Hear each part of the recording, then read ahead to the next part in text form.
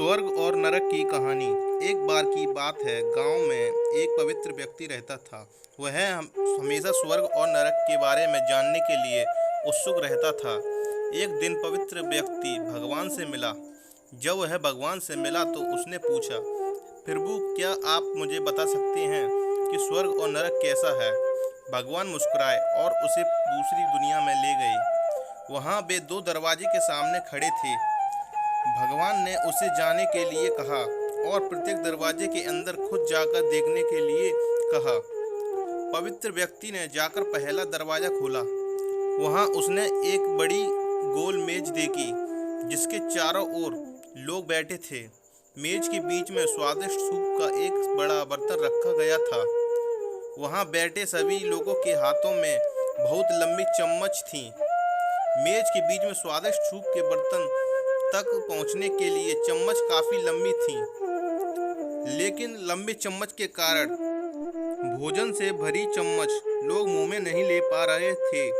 लंबी चम्मच की वजह से खाना न खा पाने के कारण वे सभी दुबले पतले और बीमार लग रहे थे। वहां के लोग बहुत दुखी थे।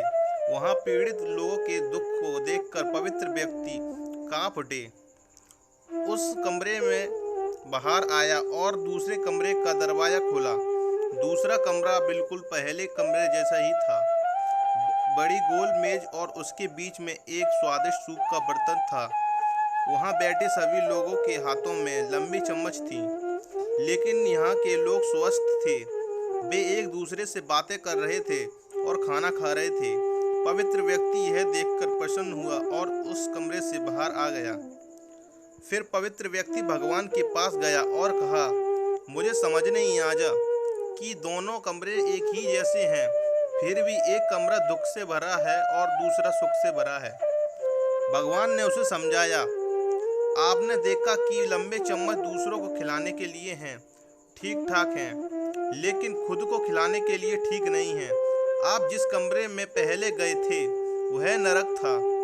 वहाँ के लोग लालची हैं और केवल अपने बारे में सोचते हैं, दूसरे की मदद नहीं करना चाहते हैं, जिसके कारण वे अपना पेट नहीं भर पा रहे हैं और दुख झेल रहे हैं।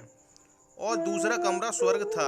यह उन लोगों से भरा है जो एक दूसरे की परवाह करते हैं और प्यार करते हैं, एक दूसरे को उन लंबे चम्मच से खिलाते हैं जिससे वे स्वस्थ और सुखी रहते हैं। दोस्तों, अगर आपको मेरी वीडियो अच्छी लगी तो वीडियो को सब्सक्राइब करें।